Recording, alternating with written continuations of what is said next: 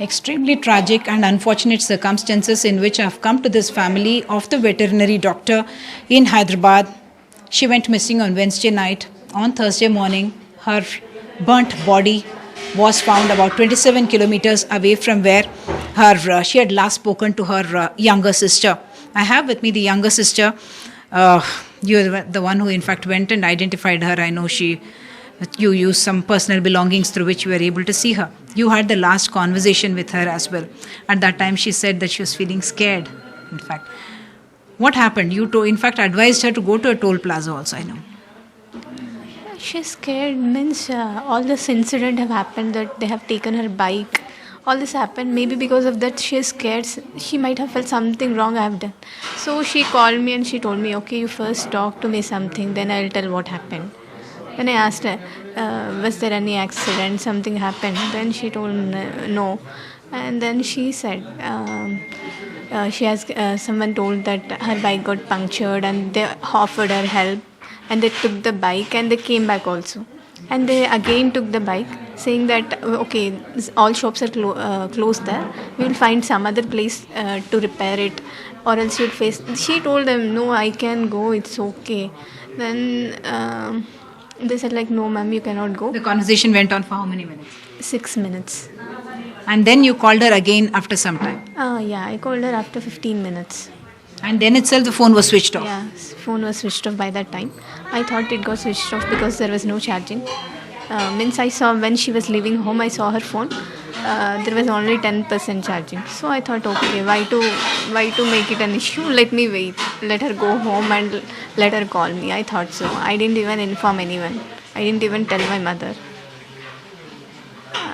And then when did you decide that you must go to the police? By what time? It was almost 10 o'clock. I was just expecting her to reach home and call me. Almost at 10 o'clock also I called her twice. It was switched off only. Were you at work? Yeah. I thought, okay, she will come. My mom called me and she was worried. She was telling she didn't come yet and she was worried. She has expected something wrong. But I really didn't expect anything. I told her, okay, her bike got punctured. She will come. I just assured her. I waited for another 15 minutes. Both of you are obviously young working women in Hyderabad and you thought the city is safe and you didn't expect anything untoward to happen. By 10:15 also she didn't reach home. My mom called me again and she was crying. Then I took my office vehicle and one colleague accompanied me. We both went directly to the toll plaza. I didn't even call police. I directly went to the toll plaza because I didn't expect something wrong would have gone. I just thought, okay, she might be waiting there or something. So I went to toll plaza and I searched for her. But I really don't know exactly the place where she has parked the bike. I asked the people over there, generally where do people park their bikes and all. Everybody told we don't know. So I searched there itself some nearby. We have searched for some time. And after that I informed my father. Then my father told immediately you give the complaint. At 11 Both p.m. of you didn't think of dialing 100 or dialing any other helpline number. That didn't strike you? Actually, I didn't think because I didn't expect something like this will happen. When she told me they brought that bike again, means they came back in 5 minutes saying that maybe they did it for trust building. Even I thought, okay, not that everybody is bad. No, sometimes people do help. So what happened at the police station? That is what is perhaps very important when young girls or families go to police stations. How did they respond? Then we went to police station and there we have given a complaint. I've shown the call recording. What has happened? I shown the call recording to them. Then immediately we went and we checked the CCTV footage in the control room of that toll plaza. We checked almost for 1 hour when she's leaving and 1 hour means from 9 to 10. I went by 11, so it was from 9 to 10. We have seen the when she came back that CCTV footage, but we didn't find her in the CCTV footage when she was returning back. But when she was going, that was there in the CCTV footage. So they suspected that she would have left voluntarily. That was okay. Means it is okay to investigate in all the directions, but when she was not there in the footage, that made them feel like she would have went voluntarily. That hurt your feelings, I know. But you were also having a problem of jurisdiction. They sent you from police station to police station? Uh, I cannot exactly say they were very rude. I cannot say that. Why? Because when I went there, they received the complaint immediately. They checked the CCTV footage. When I was writing the complaint also, they told me, okay, you can first write the complaint. Means it's up to you. First we will check and then you can come and give complaint. That is also okay. But even after that also something, they told me, okay, give the complaint at the RGA airport. We came there, we wrote the whole complaint. And this was after midnight, must Yeah. be. Means maybe, I don't know, by the time we came back home it was almost 4:30. I filed the complaint there. Then they told us it will not come into our control. You have to go to the old PS and you have to file the complaint there. And we went there. It was almost 2:30. When we went there, the person is not sure why are these people sending you to us. This will not come into our control. Again we wrote, means they had some conversation for a long time, and finally I gave the complaint.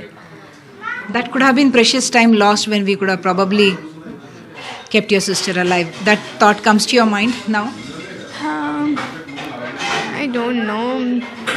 Means the thing is that they believed strongly that just because she didn't come back, they believed something she has They presumed done. that she has gone away by Yeah. herself with somebody, some friend or something like that. They asked me, oh, I'm not saying it's wrong to investigate on all directions, but believing in something is not proper. I told them she doesn't have any friends. With whom she could have gone away. Now what do you want to tell others? I know this is very difficult time for your parents, for you. Absolutely horrific time.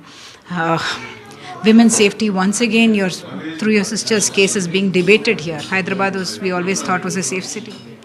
I really don't understand how people can do like this. I've never, even when she was telling, I was scared. I never expected. I never expected something like this will happen. I just thought, I took it very casually. I thought, okay, they will bring it back and she will go home.